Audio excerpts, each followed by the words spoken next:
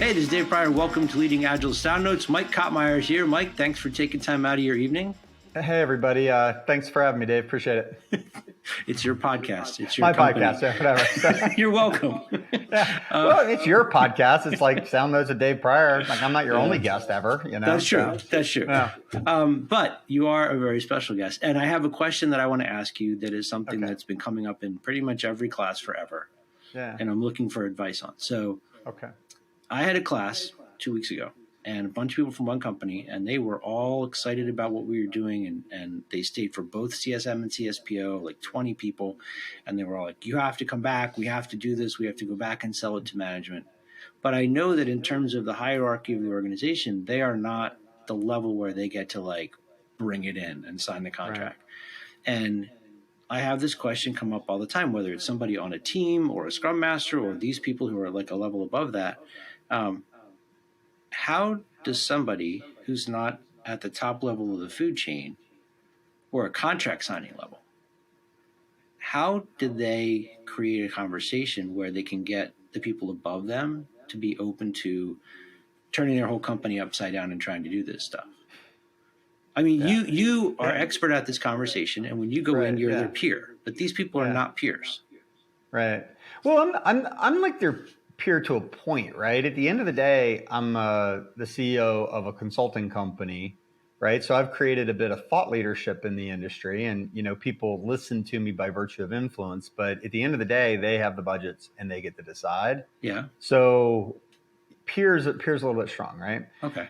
So I was thinking about how to like go through this, and so the first thing.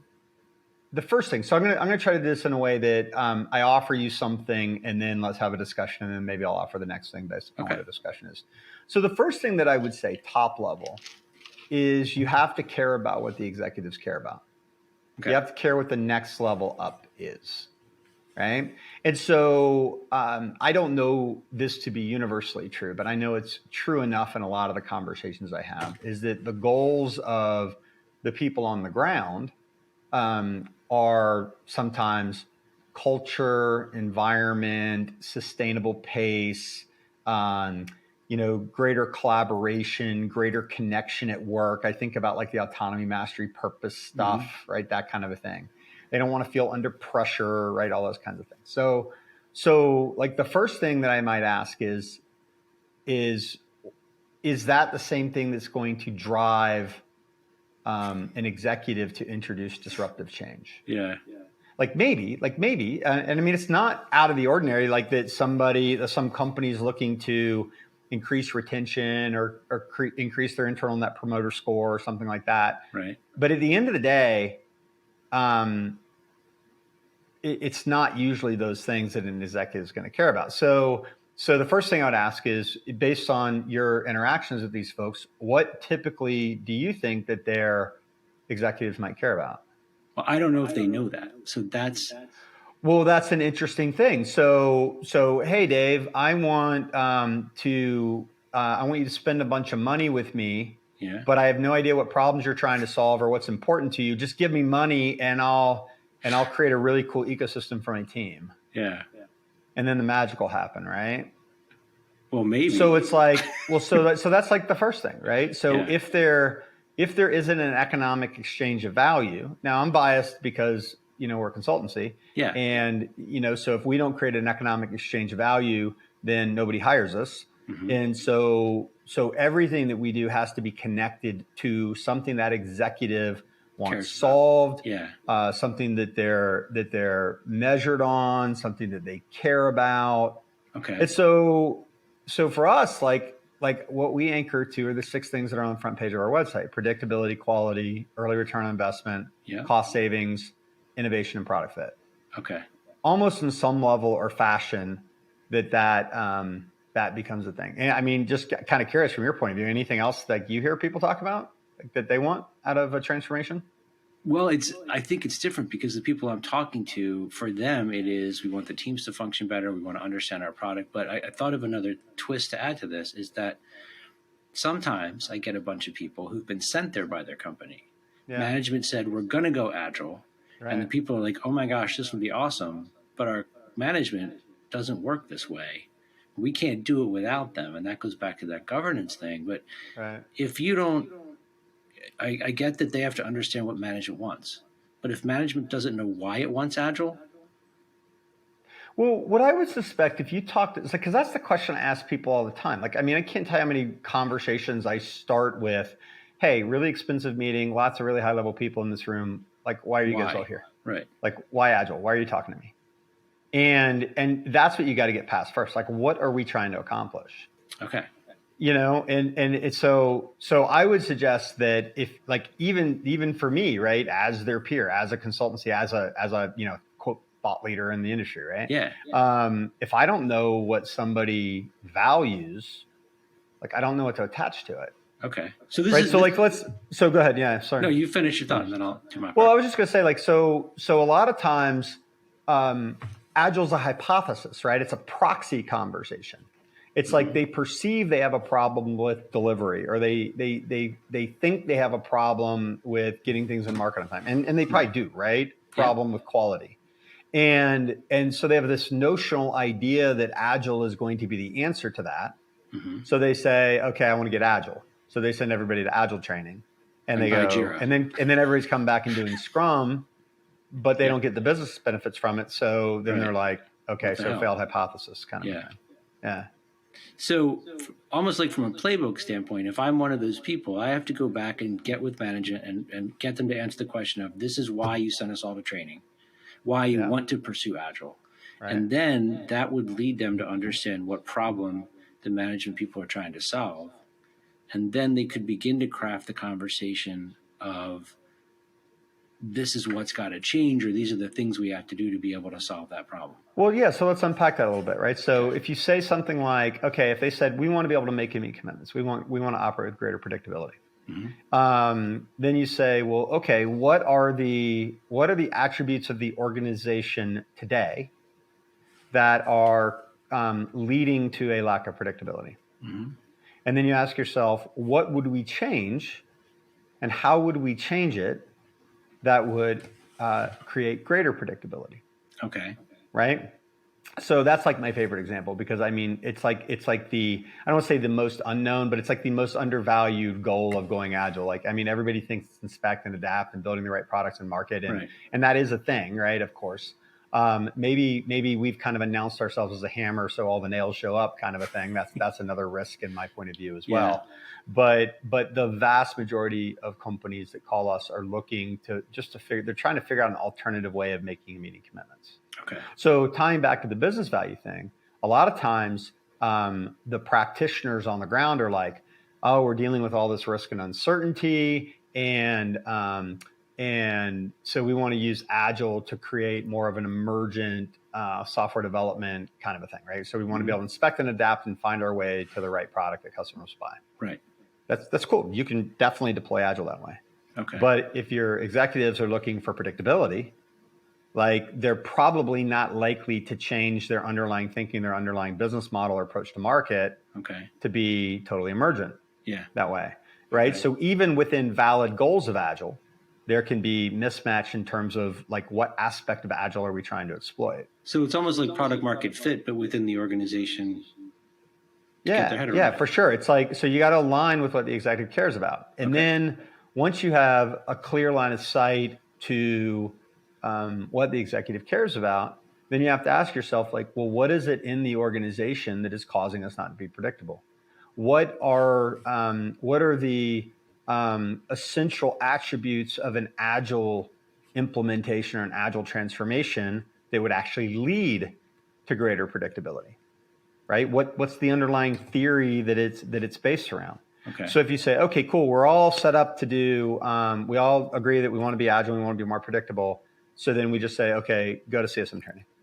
Right. Well, okay, cool, right? That Scrum, again, right, can be deployed in lots of different ways. It can be deployed to make and meet commitments. Yeah. It can be deployed to inspect and adapt your way to product market fit. Right? It can be done either way, right? So you say, okay, so the goal is predictability. So let's say today, just to use kind of a straw man kind of argument a little bit, but let's say we're in a waterfall environment. Well, how a waterfall environment tries to get to greater predictability is it says, okay, well, let's get really, really clear on requirements. So let's make sure we get requirements really highly specified and signed off on. Yeah. We want to make sure that we have all of the work estimated. We want to make sure that we have the right people applied to the right work at the right times. And then we're going to assign a project manager, and we're going to manage the heck out of it, hold everybody accountable, report out on % completes, and we're going to deliver on time, on scope, on budget. Okay. Right? So that's how waterfall would answer that. Mm-hmm. And then what you say is you say something to the effect of like, well, okay, well, so what is valid and invalid in that set of assumptions? Are the requirements knowable? I don't know. Right? Are they knowable? Are they not knowable? Are we going to get sign off and then ultimately build the wrong thing? Do we think we know them, but do we really? Like, what kind of validation do we want? Do they even have the awareness to answer that question? Because it seems like if you're in waterfall, you believe that the requirements are knowable. Well, sure, right? But you ask yourself, okay, so where I would go with that is if you have a question like, well, we just assume that the requirements are knowable. Mm-hmm. You say, okay, fine, but what's the risk if we're wrong? Okay. How knowable are they?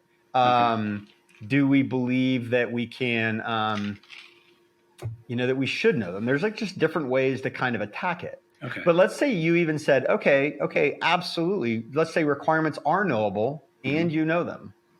Okay. And you want to deliver the exact requirements that were there. Okay, cool. Right. I would suggest that the way that we functionally silo people, the way that we assign work or people to multiple work streams, the way that we do estimates, the way that we apply human beings to those estimates, like even with perfect knowledge of the requirements, the estimates are often somewhat unknowable. Mm-hmm. And the work performance of any given individual is often unknowable. We don't know who's going to be sick, who's going to go through a divorce, who's going to have a child that's dealing with something in their personal life, whatever, right? Right. So we don't know, right? We don't know what's going to happen with those human beings. And so we take the requirements out there. We say the requirements are totally knowable. Mm-hmm. We say that so then we go, okay, are the estimates knowable? Well, maybe they should be, or maybe they should be in ranges. The people are there. Maybe they should be fungible, but maybe they're not. Maybe they should never get sick, but maybe they do, right? So almost inevitably, we have this combination of imperfect people assigned to multiple things with varying degrees of certainty about the requirements. Mm-hmm. And so the work is almost never done complete as it needs to be. It's never certain as it needs to be. Sure. And so we say, okay, well, let's say requirements are knowable, estimates are knowable, then we have to assume that the human beings and their performance characteristics are knowable. Well, there's so much risk here. I mean, you're just right. You're just mounting up a whole bunch of risk, right? Yeah. And usually what happens is if somebody wants to double, triple down on that hypothesis, right, what they end up doing is they end up buffering that risk in terms of time. Okay. Right. They add more hours, they add more people, they all kinds of things, right? Yeah. And so that drives cost, that drives time. And so it's perfectly plausible to say we're going to use waterfall to run a perfectly orchestrated fixed time, fixed cost, fixed scope. Mm-hmm. But the expectations of delivery are going to be so long. Now we're starting to compete on the other side with are those requirements, even if they're perfectly knowable at the beginning, are they going to be valid 3 years from now when we finally get this thing done? Okay. I don't know, right? So you just start attacking assumptions, right? Okay. And then you offer, okay, well, so you want to do Agile, well, what would you do differently? Okay. Well, we would dismantle some assumptions around cost accounting versus throughput accounting. We would challenge the notion of individual productivity. We would challenge the notion of the knowability of the requirements. Okay. We would challenge the knowability of the estimates. We would challenge the fungibility of the human beings. Okay, but right? You would just what is that? I have a question about this one. Yeah, shoot. So, for you to have that conversation totally makes sense, or even to ask the question of what would you be willing to sacrifice to get what you want? Right. But if I am somebody who is in charge of a couple of teams, talking to the CEO of the company, and I come at that line of questioning, it almost seems insubordinate in some ways. I mean, you'd have to have a lot of confidence in agency to be able to raise that line of questioning. Yeah, so now you get it's funny, right, Dave? Whenever we answer these questions, right, we have this funny dichotomy between, is there an answer to an unanswerable question? Yeah. So if you're saying, how do I influence my leaders, but if any conversation I have to influence them is going to be insubordinate? Well, no, just the way that you nuance the question. Like it's not in my pay grade to say like to ask some of the things that you were asking. What Well, would you like do what? differently? Like, how would you fund projects differently if you really wanted predictability? Like, go back to your PMO. So sure, right? So I mean, you're out on a thin ledge there when you're asking that question. So sure, right? So maybe what we're getting to is why I started a consulting company and I don't work for companies anymore, right? At least directly, because at the end of the day, right? If you tell me I am working for a company that I can't even have a conversation about what's working, what's not, how we might improve it, what assumptions we're basing our fundamental tenets of delivery on. No, I mean, so I guess the other side, and this is probably what people do quite often, is that they say, okay, fine, well, within my purview, I'm not going to ask permission. I'm just going to do it.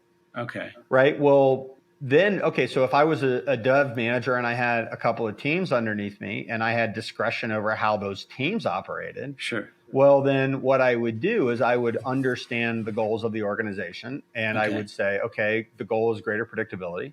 And I would leverage agile tools and techniques to drive greater predictability within my teams. And then go, ta-da. And then go, yeah, here it is. We're out. So I had experience. We weren't doing this under the cloak of dark or anything, but I was working in an organization where I had the support of my director and my VP, but we were accountable to an external PMO for basic audit controls and documentation and, earned value and project plans and things like that. Yeah. And so we used Agile within this VP's organization. We set up stable cross-functional teams. We put in, this is way before SAFe, we put in a multi-tier governance model. Okay. We started measuring. We were using concepts out of theory of constraints. And what we would do is we just operate off of a backlog that was basically driven by a project plan.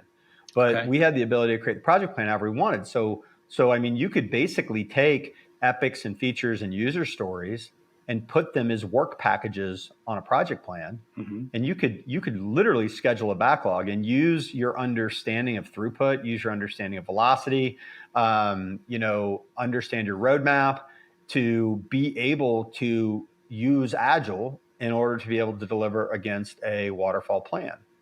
I mean, there's nothing saying. And so that's I would huge. Say even, what you just said is a big deal. Oh, okay, cool. Let's unpack it. I think what did you like about it? Because you're saying, I mean, for the people that are listening. Yeah. Which is hopefully everybody who's listening. For both of them. They want to be agile, but sometimes the easiest way to get the results, you're looking for the outcome, right? It's not about doing Agile. It's not about doing Scrum or Kanban or whatever. It's about finding a way within your organization to use tools to function well with your teams and work the way you want to work. So in this governance model with the PMO, you found a way to kind of sneak it in under the radar. And you can put it into a Gantt chart or do whatever you have to do to let people give you the space you need. Well, they knew what we were doing. And when I'd sit down and explain it to them, and again, this is where as Agilists, we get out of whack with everybody. If what we're really saying is, I want Agile because I don't want any rules or constraints or anybody to tell me what to do. And I just expect to be trusted as a team. Right. And, get out of my sandbox, let me do what I want. Like, and it's as immature to me as that sounds saying it out loud. That is absolutely the point of view of a lot of people. Right. Yeah. And so if that's what you mean by Agile is trust the teams and let the teams decide regardless of outcome. Right. Well, that's a really tough place to start. Right. But if you said to the organization, I am going to out PMO your PMO, I'm going to run a more structured and disciplined program with Agile than without. And I'm going to show you how we can use these tools and techniques to not only hit dates, make appropriate trade-offs, communicate in the change management boards to be able to, just to show greater throughput and greater predictability than anybody else has using traditional project management. Mm-hmm. like, why would somebody tell you no? Okay. So now there's actually probably an answer. Probably the most challenging argument would be, and this is why I kind of as a precondition said, if I was talking to a director of development that actually had the agency to make these decisions, yeah.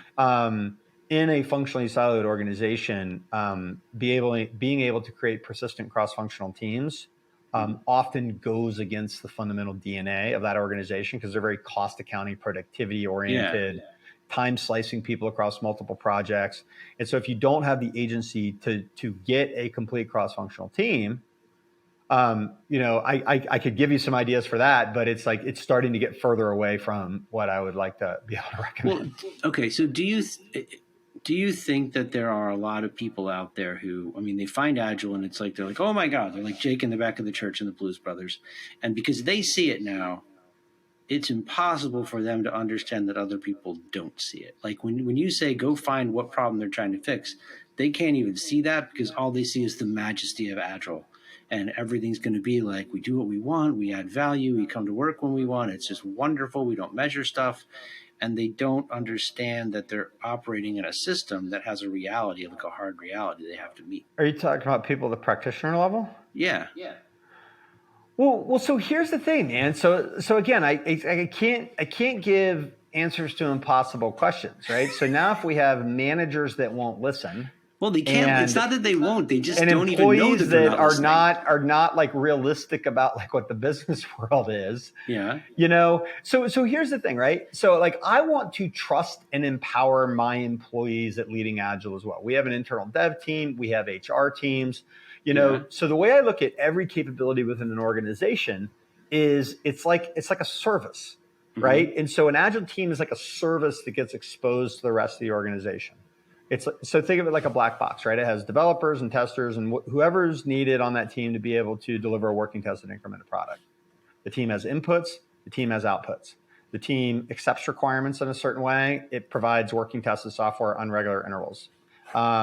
Maybe in this particular case, we estimate the size of the backlog and we want to deliver with a stable velocity, right? That's like the contract under which self-organization happens. Right? I just don't read anything in the literature from Sutherland or Schwaber or Cohn or anybody that basically just says teams get to show up and do whatever they want, however they want, deliver something or nothing, because it'll just be the best thing the team gets to decide. Even what you just said, that it's a service that gets exposed to an organization like that, I've never thought of that before. I bet you most people out there are like, no, we need to do Agile. Why? Because it's awesome, man. Well, like it's just awesome. Then everything's cool, and we'll all be happy. Well, so then if that's what people are saying to you, man, then you need to take it as your personal mandate then to grow the hell up, man, because it's like the way a business works is that investors or owners or customers by proxy give money to the company and therefore to its employees, because they expect an exchange of value. Okay. And absolutely, do we want a great culture? Yes, we want a great culture. Yes, we want to build really high valuable products. We want all these things, and we want a great work environment. But a precondition to having a great work environment is to have a company that functions and produces products that customers want to buy. Yeah. And so what I suspect you're dealing with, because I'll tell you, I'm not saying we don't get a little bit of that on our clients and things like that. We're dealing with a client now that has an existing team of Agile coaches, and some of the questions that you're asking or some of the points of view you're putting forth are absolutely there, right? But most people understand that there's a business problem to solve, and if we can't attach ourselves to that business problem and make the company economically viable. In our early days, we had a chief operating officer in the company. She still works with us at a coach level right now, just because we realized we were too small at the time, and I didn't really need a chief operating officer. It was kind of me. But the reality of that situation, she said something to me one time that I'll never forget. It was like, if you keep acting this way, Mike, you're going to kill the culture of our company. And I said, well, if we can't figure out how to like make money and satisfy our customers, we're not going to have a company with a culture at all. Yeah. There's just not going to be no company, right? And so on some levels, like we have to respect the idea that we are there to deliver a product to market that our customers want to buy. Yeah. Period. right? And if the conversation's not starting from that perspective, there's almost like no basis for a conversation. So they have because to, if you're asking me, because if the real question is how do I get my leadership to leave me alone and let me do whatever I want and draw a paycheck? I think that is the question like, for a lot of it's people. not going to happen, right? So go work someplace else, go work for yourself. Like that's just not going to happen. But I think it's reasonable and encouraged at all levels, right? And so you said this was a new idea to you, so let's double down on it a little bit. It's a great idea. Like what I think we are fundamentally doing in the transformation space is we are taking legacy monoliths, organizations that are legacy monoliths, and we're turning them into services-oriented organizations. Yeah. Right. So a waterfall organization running a gigantic multi-year portfolio with work being decomposed and spread across functional silos has all the same problems that a 50-year-old COBOL mainframe has that's been poorly architecturally maintained. Yeah. Right. Just all kinds of interactions all over the place to where, you basically make one change and it breaks 10 other things. Why are projects always late? Because somebody's inevitably going to be late. And if everybody's connected to everything, then one domino being late cause a cascading set of things that are late. Right. So what we want to do is we want to encapsulate that. Right. So the whole idea behind Agile is that we get a dedicated team solving a dedicated class of business problems with a dedicated interface to the business called a product owner, a dedicated service level manager called a Scrum Master, a group of people that can solve that problem. The inputs to the team are user stories. The outputs of the team are working tested software. The service level is stable velocity against a known backlog. And you think about that, right? Yeah. And everything that's implied from that, the self-organization happens within that service boundary. But also understanding that the inputs are defined, the outputs are defined, the service levels are defined. Right. Within that service agreement, you have a team that can self-organize. They don't get to decide which markets we're in. They don't get to decide what features they build. Now, I'm not saying that in some cases that they don't have that direct linkage to the client. I'm not saying that in some cases that they don't have a voice in that. Like I'm not trying to be absolute, but that's a negotiation, right? Even like Scrum by the book would tell you that you have a product owner that gets to decide what's in the backlog. The single wringable neck about what's in that backlog. The product owner brings it. Does the Scrum Master get to have a say or ask a question? Like, sure, they get to collaborate and challenge and whatever. Does the team get to, like 100%? Would it be cool for the team to have some exposure to the customer and their real feedback? 100%. Yeah. But the product owner's the ultimate buck stops here person, right? Yeah. So I want to check with you on something because it's like stuck in my head right now. Okay. So when you're talking about all this, there's part of me that's thinking, and this is different from what you're saying, but a lot of IT organizations I've encountered in the past seem to have lost the thread and think that the business exists for the benefit of them.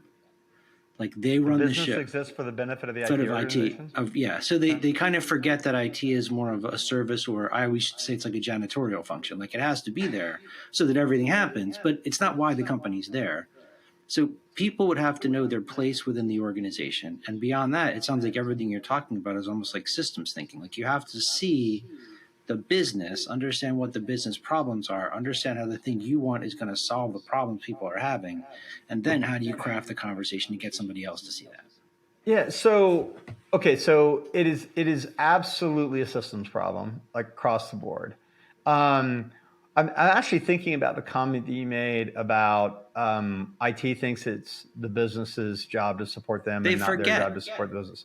Well, there's probably a couple of different shades of gray here a little bit, right? So like if you're building a product company, if it's a product company and there's absolutely a product that you're creating, it's almost like how would you separate the manufacturer of a car from the business of selling a car? Well, I don't think you can, but I think the people that build the systems that run the car think that they run the show. Yeah, okay. I was going to make the distinction between that and like a traditional IT organization, so I could see some differences in perspective. Well, the people that own your email think they run the show too. So this is a conversation because one of the things you've heard me talk about within Leading Agile is we grow and evolve. I've tried to use the Scrum metaphor is like an Right. account management metaphor. And so there's somebody on the account that gets to decide kind of what's in the backlog. They kind of serve as a product owner. Right. And then there's somebody on the account who kind of serves as a Scrum Master who makes sure that we're dotting I's and crossing T's and burning down work, and it's going to be delivered profitably, and we're making meeting commitments, all that kind of stuff. And then you have the team of people that are doing the work. And it's so it's like both sides have to function to be a functioning team. And so if you say, like, yeah, I'm almost even having a hard time computing the question, because if you say that, well, the business's job is to support us as IT, it's like the product owner is a proxy for the business, right? So within the Scrum team, like, the product owner is the business, Right. and the product owner and the Scrum Master and the team form an integral relationship where everybody on that team should be responsible and have, I won't say accountability, but have like drive to collaborate to produce the best outcome for market, so we can all survive as a company and do great products in market. Right. So there's like this false dichotomy. Like, I get that it's an artifact of a dysfunctional organization when it's an us and them versus IT versus like us business. versus the client. It's the same thing as us versus the client. Well, for sure, right? But it's like, but it has to be collaborative. And like, so what people like, this is the interest. It's like people have to recognize. I guess they don't have to do anything, right? But if you want to be a functioning team, you have to recognize that everybody's got a unique role to play in this. Yeah. And that we have to bring all of our unique skills and experiences together. Like, there are conditions sometimes where, like, you go into an early stage transformation and I would say IT, but like the product development group has been fairly dysfunctional. And the business is like, I'm throwing stuff over the wall. They can't deliver anything. The teams feel overwhelmed, not set up for success, and everybody's blaming everybody on every side. Yeah. Right. So if you're in an environment like that and you're like, well, okay, well, how do I bridge the divide between the business and IT? Right. Where the IT guys are saying, it's up to the business to give us, a rational workload and a rational set of requirements that don't change all the time or whatever. And then the business is like, well, I just need these teams to be able to produce something that I can go sell. Yeah. Right. So sometimes what I'll do is, if you're coming in and you don't really have the partnership with the business, one of the ways to overcome that is to organize IT in a way that is really structured to deliver business value. And I say IT, I'm using that generically as like the technology people, could be product development. It could be a pure play IT shop. Okay. Could be packaged software, like whatever. So when you're in that IT support function or product dev function, like I will at times recommend that the dev shop get their house in order first and say, let's form teams. Let's get really clear on backlogs as we understand them. Let's get to the point where we can produce a working tested increment every sprint. Let's start measuring velocity. Let's start delivering against roadmaps. And then we start communicating with our business partners in a way that that telegraphs what we're going to do. We demonstrate competence at actually doing it. And then as trust builds, we expose levers to the business and we say, okay, historically you've been communicating to us in big batches and a lot of upfront planning. Cool. Got it. I just want to let you know, we have the capability to put a product in market every 3 months now, or maybe it's every 6 weeks, or it's every 2 weeks. Okay. If you had the feedback from early releases, might you want to exploit that feedback to make sure that we're building the right thing? Yeah. Right? Might you want to exploit our new capability to go to market with 30% of the features before you have 100% of them done? Might you want to have the option, if we run out of time and money, to have fine-grained control over what things we're going to leave out, rather than just running over budget and just missing dates? Okay. Right. So I think it is possible to get product development's house in order, and then to teach your business partners how to exploit the new agile capacities of the system, new tools that they have available. Yeah. Okay. But it requires, again, where we started, for the development organization to have very clear line of sight to what are the goals of the business. Yeah. And to be able to build a system that delivers against those goals. Because if IT's sitting over here saying, leave me alone. Don't give me dates. Don't need put any pressure on me. Don't ever change it. Like whatever. Yeah. And then give more like bandwidth. the business is like, look, guys, you have to grow up. I have a business to run over here. Yeah. That has to be bridged. Like it's like somebody's got to realize we're running a company at some point that has to be profitable. And I think that there's a lot of companies that need to figure out they have to run a company. For sure, right? Yeah. But man, it's tough work, right? And that's why we have a company. So this was great. So I just kind of to circle back and tie it all together. Everything that we've talked about is about at whatever level of the organization you're at, you have to understand the business goals. You have to understand what problems you're trying to solve, and then how the things you want to do are going to solve them, and then how to communicate that with other people. For sure. Okay. One of the things that I think, and probably people who come to your class are in this boat, is sometimes I'll do an experiment. I love doing this with user groups, especially if I'm kind of coming in hot, maybe not as prepared or not doing a talk or whatever. Right. And I'll say like, okay, cool. So let's say you're king for a day. You walk in and you can, with a wave of your hand, everybody's on board. Everybody wants to do Agile. Everybody is committed to spending the money, making whatever changes are necessary, doing whatever it takes to achieve the goals of agility. Okay. You have total carte blanche, no cultural issues, no management, no buy-in, no whatever. Only caveat is that you have to have a company that can produce a deliverable every 2 weeks within 3 to 6 months. Okay. What's the first thing you do? What's the first thing you go do? I don't know. Yeah, most people don't know, right? So what they do is they say, well, let's send them to training.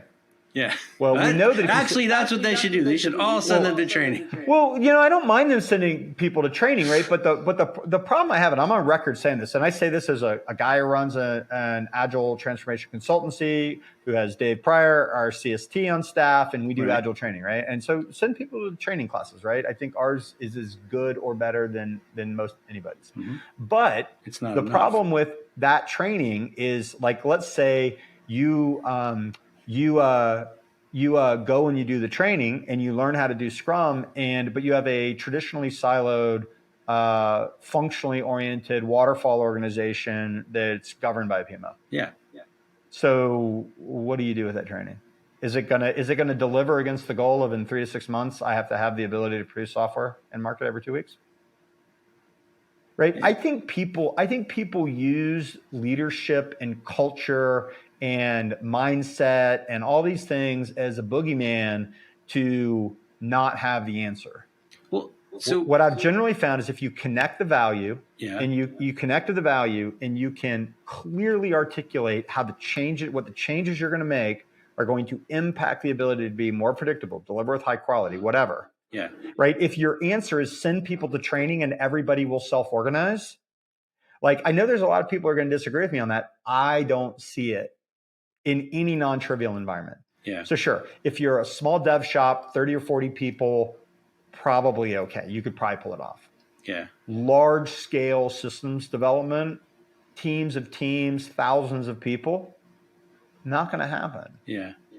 There's just too much technical debt, too much poor architecture, too much poor organizational design. So assume you have leadership buy-in. Assume that everybody's willing to spend the money and do whatever you ask them to do. Right. But you are on the hook in 3 months for having a functioning organization. Yeah. What would you go do? I feel like it's almost like, because we haven't talked about food yet, so I'm going to do that now. Okay. We sent somebody off to a seminar to learn how to eat clean or eat healthy or eat keto or whatever, but everything in their cupboard is still processed food, and we didn't teach them how to go buy healthy food. Well, I would suggest it's I'll take it 1 degree. Like, so if you understand that I need to eat healthy, and you come back and your entire family infrastructure is set up around meals, macronutrients, right? And I'm not saying that's a bad thing, right? There's a lot of family cultures that are set up around meals, and then you come back with your new eating habits, but everything in your ecosystem is just pulling you to the dinner table to eat unhealthy food. Mm-hmm. Right? I mean, that's a lot to overcome. Yeah. Right? It's not that you can't do it, but it's a lot to overcome. Yeah. And so what, and, you know, as somebody who's struggled with this, like you have to change your environment. Like you have to change where you eat, how you eat, who you eat with, not only what you eat and when you eat and the macros and what you eat and all those different things. Right. So you have to, and so that's the thing that I think is hard, right? Is I don't think most people have the answer for what you would go do. Yeah. I mean, that's clearly what we've built over the last 12 years is a methodology that answers the question, okay, Mike, you know, I remember one time really early on, we tried to sell our second or third 6-figure deal to somebody. And this one CTO asked me, he goes, how will I know you've been here when you're gone? I thought, well, that's a really good question. Right? It's a really good question. I think about it a lot, right? It's probably one of the best questions. Carve your name into the desk. Yeah. Well, yeah. Right. Or, you know, another question might be is if I agree to spend this money with you, what is your plan for spending it? Like what are going to be our milestones? Like, how are we going to know you're successful? You know, one of the topics I know we don't have time to go into this, but you get asked about metrics a lot. And so like you have lots of different kinds of metrics. You have to be able to measure, are you doing the things in the plan that you agreed to do in the plan? Like, so are you running the training classes and making the organizational changes and all that kind of stuff? And then are the people in the new system, are they performing with the right characteristics and attributes? Like, are we stabilizing velocity? Are we getting stable throughput? Are we collaborating? Right? Those different things. And then there's like a third layer that's like, are we actually getting the business results that we want? Yeah. And so like progress to plan tends to become a leading indicator of performance improvements, and performance improvements tend to be a leading indicator of market improvements and the actual improvement of the business. Okay. And so the ability to connect to value, the ability to articulate a plausible roadmap for how you're actually going to make the changes. Yeah. And then the ability to measure the efficacy of the changes you're making in real time.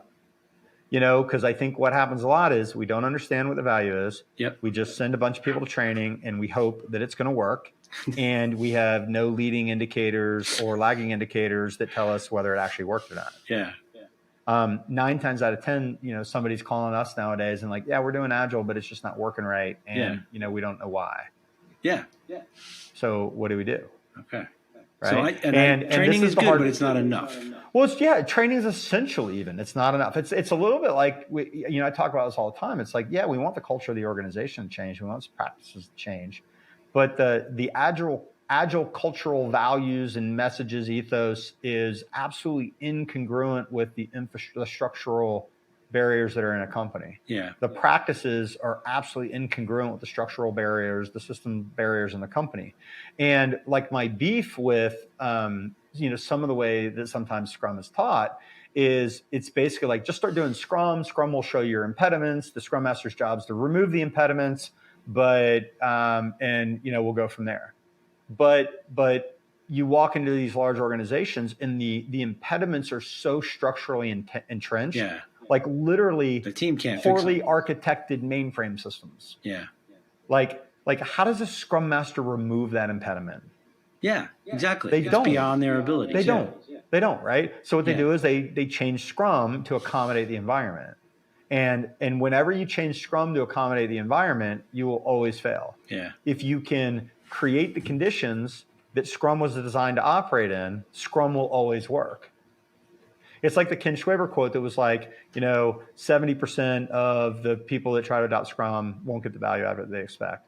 I think he also said at one point in time, and I'm just paraphrasing, that Scrum's like chess. It's inarguable. Nobody asks whether chess works or not. You play by the rules and you either win or lose, but it's like chess works. Yeah. And my add to that is, chess works if you have the right pieces and you have the right board set up and everybody's playing by the same rules. Chess works. But just because you have, a board and a few of the pieces and nobody's playing by the rules and you call it chess, it's not chess. Right? So you create the conditions for chess to be played. You create the condition for Scrum to be played, or you do something different. Yeah. And that's the same for every methodology. It's like like SAFe was invented for a context. LESS was invented for a context. Discipline Agile Delivery was invented for a context. What is the flex model, right? What PMI's trying to do. It was all built for a context. And in that context, it likely worked pretty well. And the big disconnect in market, and what I see is we adopt the practices or the mindset, but we don't set up the board right. Right. And so we're going through the motions, or we're using the pieces, or playing by the rules, but we're not actually playing the game. Yeah. You're trying to and play so we have to get the board set up checkers right. using chess pieces. Yeah. Yeah. All right. Something like that. Cool. Yeah. Cool. This was good. Thank you. So, Yeah. Welcome. do you have time for the weird question? Yeah, of course. Yeah, of course. Weird question. I always look forward to the weird question. So this is going to be a little bit of a wind-up, but I follow this guitar maker, Matt Ike. He's got a company called Mulezophonic, and he posted a thing the other day where he had made up this melody on his guitar and put a post about his creative practice of playing in the morning and creating things like this and recording it, right? A lot of people have things like that they do to make sure that the creative muscle in their head is maintained. It would be the same as working out. So for this guy, it's recording music. Other people might be writing.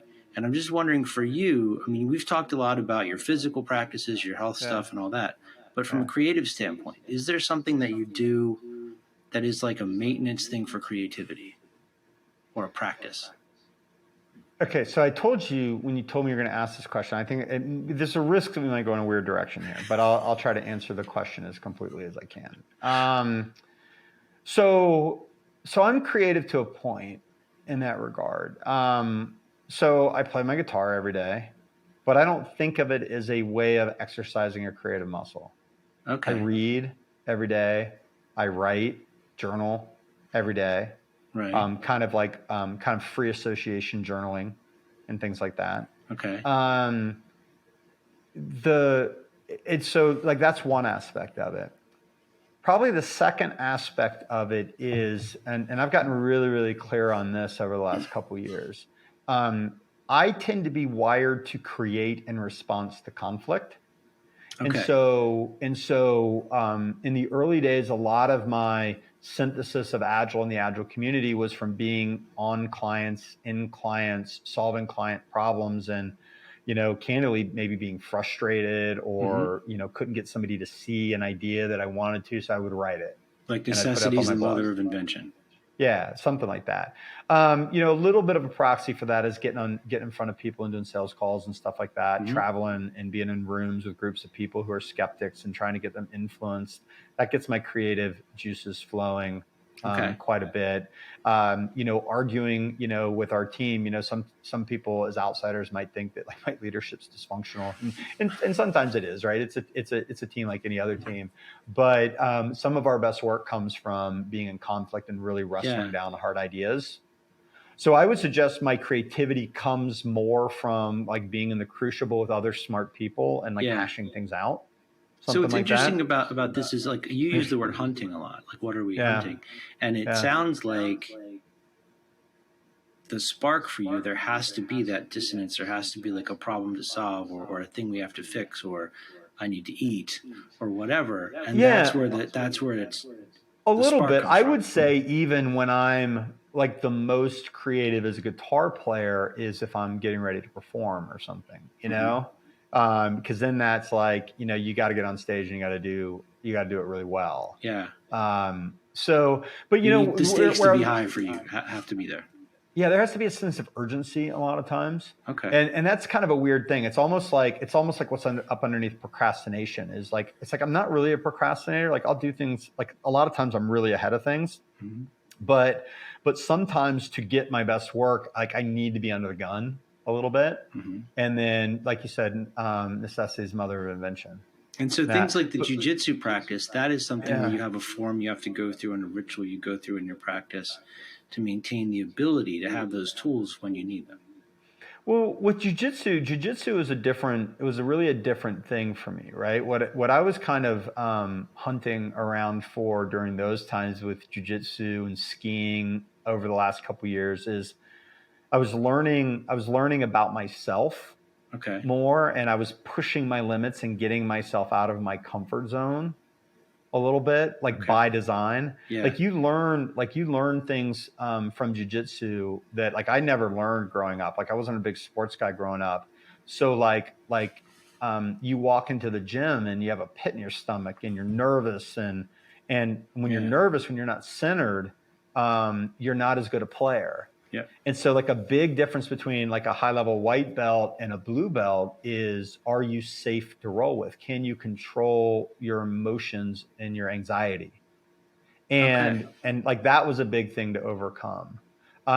With skiing, it was really about, there's an interesting thing in skiing where you're actually like, if you're a new skier, you're hesitant, your tendency is to want to lean backwards and like fight the mountain, right? So if you fall, you want your feet to go up underneath you and you want to fall on your butt, right? That's kind of like the mentality.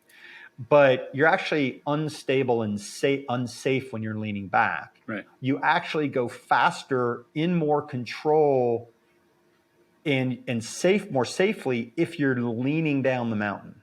Okay. Right. And there's a really powerful metaphor for life in that, is we think that sometimes that playing it safe and being conservative is the way to win, and it's not always the way to win. And we don't always know when we're being resistant either. For sure, right? It's so I've taken that skiing lesson and really applied it in my life, and I'll think about, okay, where am I leaning backwards and playing it safe, so if I fall, I don't fall too hard, versus leaning down the mountain where I'm actually in more control and more safe and able to go faster. Now, if I crash, I might very well crash, and maybe it's worse, but it's actually less likely that I'm going to crash if I ski properly. Which actually ties, I'm glad I had this conversation, because it actually ties into something that I've been thinking about quite a lot lately, with the idea of, being free to create. So your buddy, the guitar player, was talking about, exercising the creative muscles. For me, if you're going to truly create, if you're going to truly do jiu-jitsu, or you're going to truly ski, like I think it's hard to create from a place where you feel like you're going to fail. And what I've found is as we have, as we've grown as a company, and we have a brand presence and people know who we are and all those kinds of things, sometimes it's harder to get on a call like this and just riff and just explore new ideas and to put things out that could be wrong. Right? Because, you have 160 people and you're doing all this revenue and you have all these clients. And if you say something stupid, like maybe you get fired. Yeah. Right. But the early days of thought leadership and me developing a point of view was all about just putting ideas out and just like letting feedback come wherever. Yeah. So you ask yourself, I've been really doing a lot of soul searching over the last 6 months since, Kimmy's been well and COVID's winding down as we kind of get our legs back up underneath us from all that. You kind of ask yourself, it's like, where am I leaning backwards? Like, where am I not calm? Like, where do I need to be? Where do I need to be more aggressive in market? Yeah. Less fear of failure, kind of a thing. Yeah. Yeah. So I think fear of failure is probably the greatest inhibitor to creativity. Okay. So maybe the answer to your question, and I don't think I'm perfect at this, but put yourself in more vulnerable positions where you risk fear of failure. I think that probably ties in conflict. Yeah. Invention. Necessity and mother of invention. Something like that. So that's it's really interesting to me, because I know for me, like, I have to take time to be creative. Like, I have to reserve time to do that, to take my guitar and make stuff up out of scratch. And I don't need. I think the pressures that you talked about, that would make me not be able to do it. The things that drive you are completely different than the things that drive me. I don't need that urgency. I need the opposite of that. Yeah, I can see that. And there's some truth to that for me too. Like when I realized when I started getting healthy that it wasn't so much that I didn't like to work out. I didn't like to work out when I was under pressure to work out. Yeah. Yeah. Like I will tell you, this has been an interesting year for leading Agile as a company, and there's been a lot of pressures. And when I'm under pressure, like I definitely find like my desire to play guitar or roll jiu-jitsu or blog or even get out and talk to people can be compromised, right? Mm-hmm. And so there's a bit of a double-edged sword, right? And so it's like you have to recognize that some level of pressure is necessary. Mm-hmm. But for me, some level of urgency, there's a tension, right? Yeah, there's a tension between space and peace and being unafraid, and urgency and criticality at the same time. So there's a dance, and that's been kind of we can talk about our next podcast, but that's been kind of something I've been exploring a lot lately, is the idea of duality, things that are, two things simultaneously, apparently at odds, but coexisting. Like, that's an interesting idea. Like, this has been one of the hardest years professionally, but the best year in terms of like personal growth and development. Like, wow. And there have been times when I'm sitting in like simultaneously in suck and ecstasy at the same time. It's mind blowing. That's a good right? thing. It's mind blowing. All right. There's a duality, right? There's a duality there, right? So that's part of what we're hunting around a little bit on. All right. Well, thanks, man. This was really great. Yeah, you got it. Thanks for having me, man.